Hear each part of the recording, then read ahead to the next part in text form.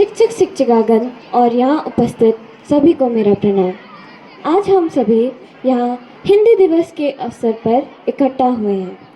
हिंदी दिवस प्रत्येक वर्ष 14 सितंबर को मनाया जाता है। 14 सितंबर 1949 को संविधान सभा ने यह निर्माण किया कि हिंदी केंद्र सरकार की आधिकारिक भाषा होगी, क्योंकि भारत में अधिकतर क्षेत्रों में ज़्यादातर हिंदी भाषा बोली जाती है। इसलिए हिंदी को राजभाषा बनाने का निर्माण किया। इतना कहकर मैं आज के इस कार्यक्रम को आगे बढ़ाने को सभापति महोदय को हिंदी दिवस पर कुछ शब्द कहने को आमंत्रित करना चाहूँगी। अवसर पर स्कूल की तरफ से शुभकामनाएं। आप सभी को यह मालूम होगा कि हमारा देश गुलाम था। हम अंग्रेज़ों के गुलाम थे। अंग्रेज हमारे ऊपर राज किया करते थे। तब सारे भारत में एक आंदोलन छिड़ा और ये आंदोलन था कि अपना खुद का शासन हो और अंग्रेज़ों को देश से दूर भगाए। वैसे में हिंदी भाषा एक ऐसी भाषा थी जो जनमानस से जुड़ी हुई थी। भारत के 70% लोग हिंदी बोलते एवं समझते थे। तो यह भाषा केवल आज राज्य भाषा ही नहीं, यह भाषा एक राष्ट्र भाषा के रूप में आज हमारे देश में है। लोगों को जोड़ना और उस आंदोलन को ऐसे तीव्र स्थिति में ले जाना जिससे कि भारत विभिन्न तरह का रस हिंदी साहित्य में देखने को मिलता है। फिर एक बार आज के जो ऑर्गेनाइज़र हैं उनको मैं धन्यवाद देता हूं और हिंदी दिवस पर आप सभी को शुभकामनाएं देता हूं। मन की अभिलाषा का अभिनंदन, अपनी संस्कृति का आराधना, अपनी भाषा का। आप सभी को सुप्रभात। माननीय सभापति महोदय, आदरणीय प्रधानाचार्य, शिक्षकों और मेरे प्यारे दोस्तों, भाइयों और बहनों, आज मैं ग्रीष्मा सुब्बा कक्षा 8 की विद्यार्थी आप सभी को हिंदी दिवस की शुभकामनाएं देते हुए हिंदी भाषा में अपना विचार रखने जा रही हूँ। जैसे कि हम जानते हैं, आज हम सभी यहाँ हिंदी दिवस का मान सम्मान रखने और हमारे जीवन में इसका महत्व को समझने के लिए उपस्थित हुए हैं। हिंदी दिवस, यह दिन हमारे लिए बहुत महत्वपूर्ण है क्योंकि यही वह दिन है जब 14 सितंबर 1949 को संविधान सभा ने यह निर्णय लिया था कि हिंदी केंद्र सरकार की आधिकारिक भाषा होगी और तभी से प्रत्येक वर्ष भारत में हिंदी दिवस 14 सितंबर को मनाया जाता है। डॉक्टर राजेंद्र प्रसाद ने कहा था कि जिस देश को अपनी भाषा और साहित्य का अनुभव नहीं, वह देश कभी उन्नत नहीं हो सकता। हिंदी भाषा ने विश्व में हमें एक नई पहचान दिलाई है।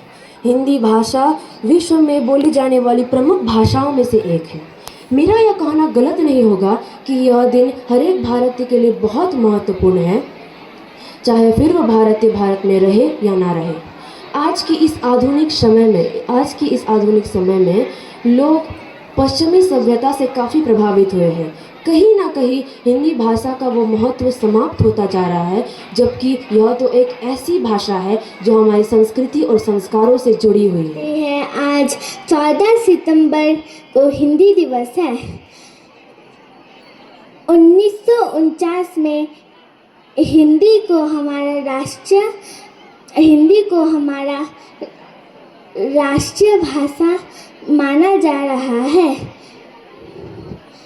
इसी दिन को हम सब हिंदी भाषा को बोला करते थे। सब अंग्रेज़ों को इसी दिन से हमारा देश से। आज हिंदी दिवस के अवसर पर मैं आद्रिता शाह आपके सामने एक कविता प्रस्तुत करने जा रही हूँ। जन जन की भाषा है हिंदी, भारत की आशा है हिंदी, जिसने पूरे भारत को जोड़े रखा है वो मजबूत भाषा है हिंदी। हिंदुस्तान की गौरव गाथा है हिंदी, एकता की अनुपम परंपरा है हिंदी, जिसके बिना हिंद थम जाए ऐसी जीवन रेखा है हिंदी। जिसने काल को जीत लिया है ऐसी कालजयी भाषा है हिंदी। सरल शब्दों में कहा जाए तो जीवन की परिभाषा है हिंदी। धन्यवाद।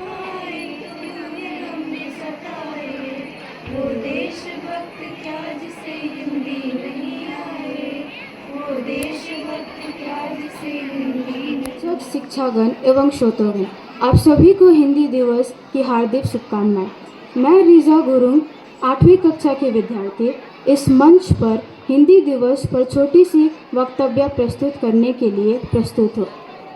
आज हम सब मिलकर इस विशेष मौके पर भारत के राजभाषा हिंदी दिवस मनाने के लिए उपस्थित है। हिंदी हमारे देश के एकता के प्रतीक है।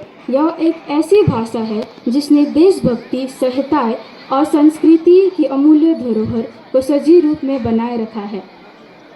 सदियों तक कई भाषाएं, संस्कृतियों और बोलियों को अपनाते हुए हिंदी भाषा आज भारत की सबसे ज़्यादा बोली जाने वाली और विश्व की तीसरी सबसे ज़्यादा बोली जाने वाली भाषा है।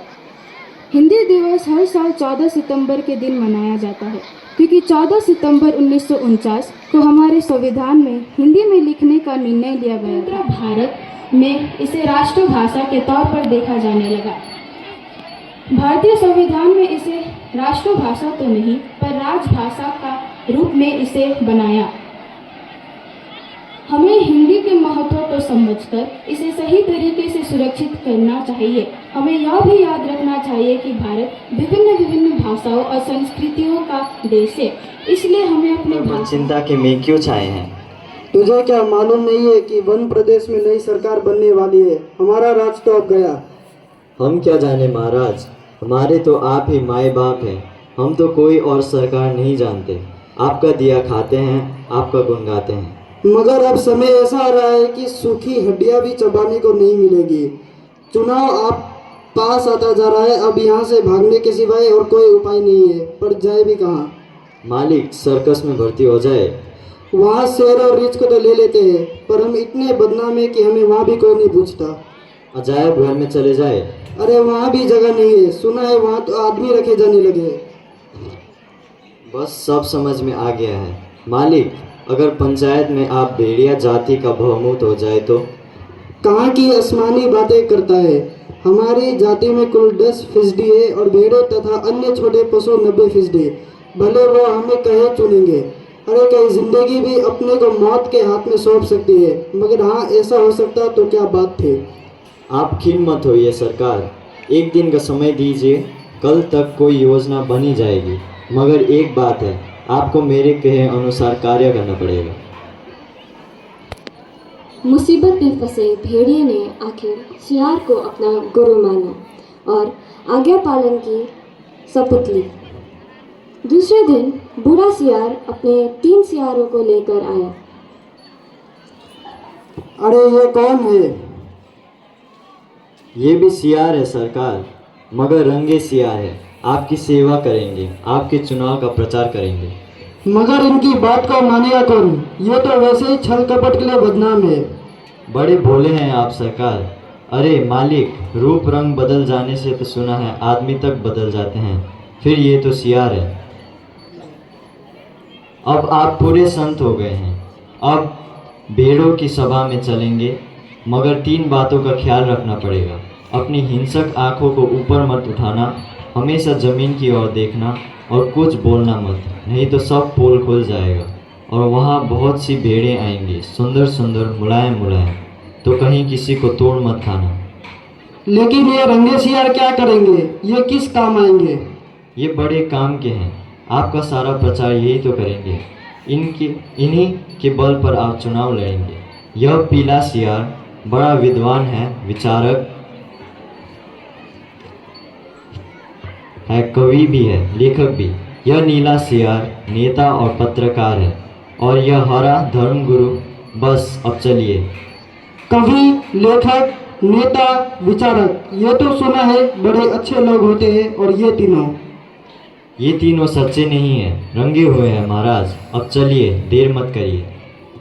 और तब बूढ़े सियार ने भेड़ बलवान होते हैं, यदि तुम पर कोई अन्याय होगा तो डट कर लड़ेगा, इसलिए भेड़ों को चुनकर पंचायत में भेजो।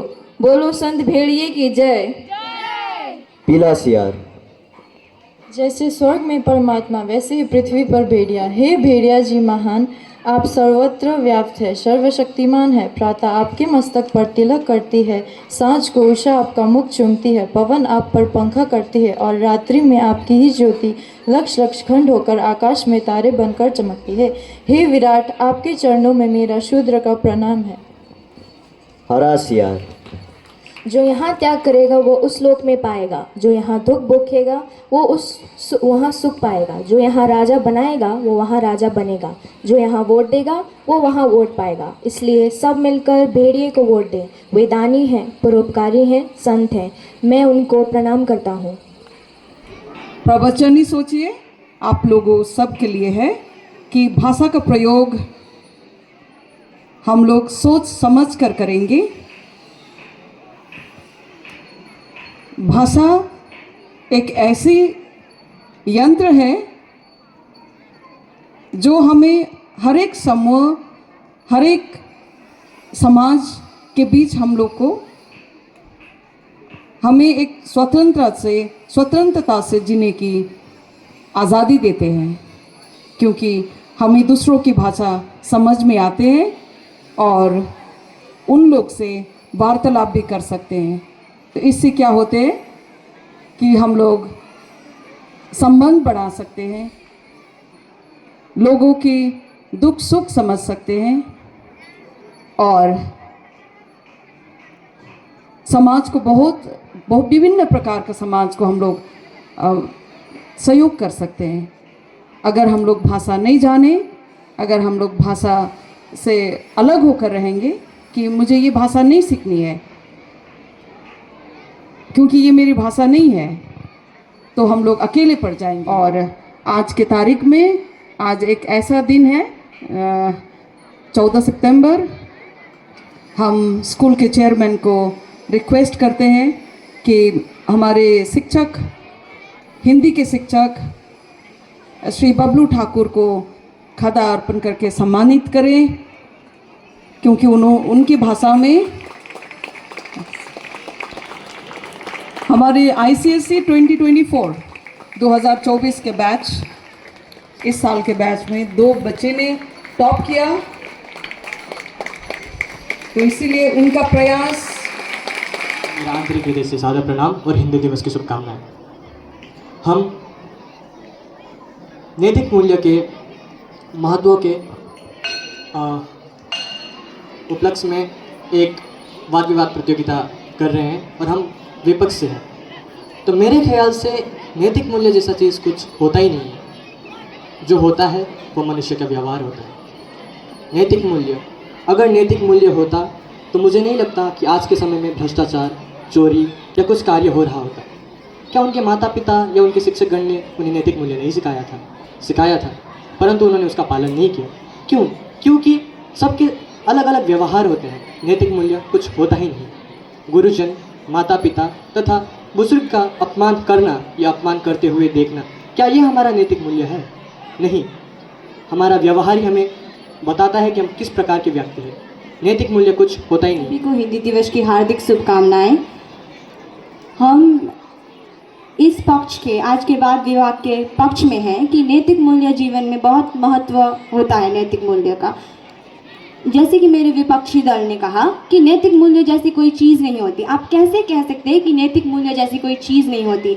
बड़ों का आदर करना, बड़ों का सम्मान करना, सब कुछ जीवन में हर पल हम लोग को नैतिक मूल्य की बहुत ज़रूरत होती है। नैतिक मूल्य जीवन का सबसे अहम हिस्सा है। नैतिकता 2 शब्द से बना है। नैतिक यानी कि क्या मतलब है और मूल्यता यानी कि क्या महत्व है। नैतिक मूल्य हमें जीवन में सही या गलत का पहचान कराने में मदद करती है। आपने जैसे कहा कि भ्रष्टाचार हो रहे हैं, बलात्कार हो रही है, इसमें हम नैतिक मूल्य को दोष नहीं दे सकते, ये लोगों के विचार है। और आपने जैसे कहा कि व्यवहार है सब कुछ, नैतिक मूल्य ही व्यवहार को विकसित करने में मदद करता है। शुक्रिया। हिंदी से ये हिंद बना है, हिंदी से ये हिंदुस्तान। हिंदी से तुम प्यार करो तो बढ़ जाएगी इसकी शान। हिंदी भाषा सबसे न्यारी, हिंदी भाषा सबसे प्यारी। सहेली बहुत उपेक्षा इसमें, अब तो रख लो इसका मान। हिंदी से ये हिंद बना है, हिंदी से ये हिंदुस्तान। आज़ाद हुए थे इसके बल पर, शान मिली थी उसके बल पर। बहुत सुन लिया, बहुत हो गया, अब न होगा इसका अपमान। हिंदी से ये हिंद बना है, हिंदी से ये हिंदुस्तान।